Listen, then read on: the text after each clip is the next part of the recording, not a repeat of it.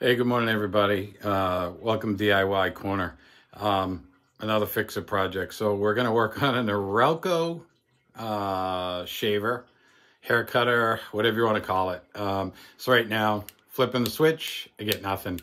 So we're going to see what's going on. I've been trying to see if it'll charge. Doesn't seem like it's holding a charge. So run you through some troubleshooting skills and see what we can find inside of this thing. So stay tuned.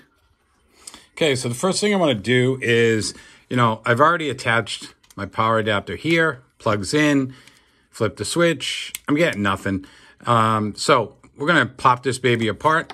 And, there's a couple different ways you can do it. I like the old butter knife technique. So I'm just going to, slide it inside here. Just twist, twist. Sometimes these can be a little bit finicky, but eventually you work it enough. Just take your time with it. We can kind of pop it, and then she's going to open up for us, okay? You just want to be careful when you open it up. So it's a pretty simple mechanism. You're going to see that there's a DC motor here. We got a PC board here. Oh, yeah. So definitely got something going on here. So there's, see if we can zoom this in for you. Yeah, you can see that there's something going on at this connection right here.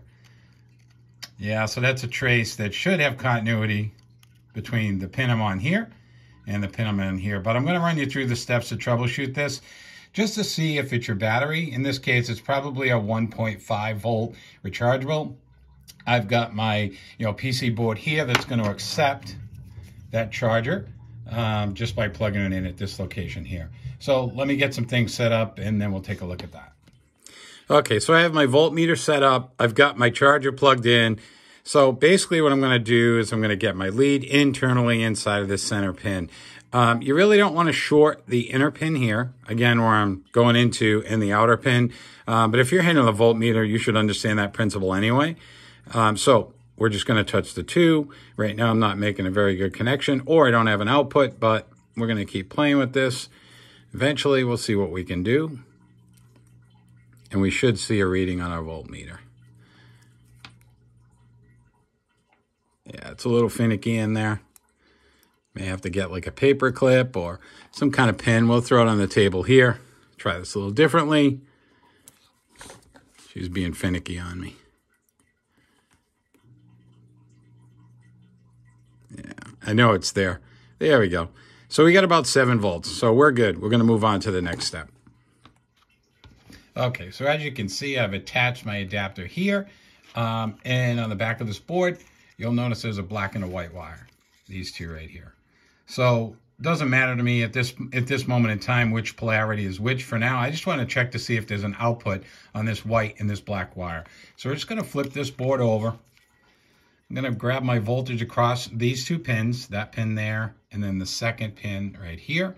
And what I'll do is just drop this down. We'll zoom this out so you can actually see the output on the meter to see if we're getting our 7 volts there. And be careful, you don't want to short these out as well. So I'm getting my 7 volts there. So that tells me that the charge is working, this PC board is working. So the next step is we're going to move on. We're going to follow those wires, which travel up to the main power switch. We're going to check 2 connections again, and you can see there's some charring, so we'll deal with that in a second. But I'm looking at this pin here. So basically where those black and white wires terminate to, this pin and this pin here. We're just going to verify that we get our 7 volts. And at this point, we do. Again, I just swapped polarity, but we're going to check it again. We've got +7. So the next thing I want to do, and there's a couple ways to go with this to repair this. Let's see if we can zoom this up. There's a couple different ways. I can, and let's just unplug this so we don't damage anything. Using a razor blade, I can, clean this trace off and see what's going on. And we can actually try to do that right now. It's pretty well charred. Oh yeah, there's an open, there's a break. It's really tough to see, but there's a break right here between this terminal and that trace. So I could either run a wire from here to here, and I think we might even have a break down this end too, but it's a little difficult to see. I think it's at this end here. So just to verify that, we're going to switch our meter to continuity. We're just going to check to see if there's actually a connection from those 2 pins. So again, bring this in for you. focus. We're going to check from this pin to this pin here. We should have continuity. I'm guessing we're not going to. We check it, and it would help if we actually put it on the ohm meter scale. And I got nada. But if I come here to the trace where I've shaved off some debris, we actually have continuity. So again, it's telling me that that connection that I showed you earlier, we're just going to go back to that again. That connection right there, there's an open. So I'm just going to try and slap some solder on here and we'll see what happens. Be right back. Okay, so we soldered a jumper lead, from the one pin to the next. I'm going to have to be careful because we actually have power with the battery now. Not the best solder work, but it's going to work for this device. You can see this charring, and what I noticed is there was even more breaks within that trace, that PC trace. So we just ran a jumper wire.